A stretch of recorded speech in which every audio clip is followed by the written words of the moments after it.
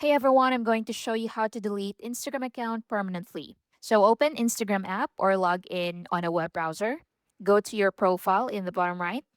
Click the menu in the top right corner. Next, go to Account Center. Once you're here, scroll down and go to Manage Accounts.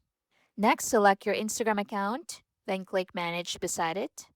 Next, select Deactivation or Deletion. Now, from these two options, select Delete Account and click Continue. Click Continue again, so just follow the prompts to delete your account. Choose a reason and click Continue. Click Continue again. Click Continue. Enter your password if prompted. Once you enter your password, click Continue again to proceed.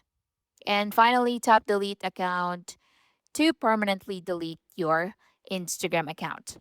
So you can cancel the permanent deletion process at any time before the process starts through Account Center or by logging into your Instagram account. So Instagram allows you to cancel the deletion request for about 30 days by logging back into your account. And after that period, your account and data will be permanently deleted and cannot be recovered. Thank you for watching. Please like and subscribe.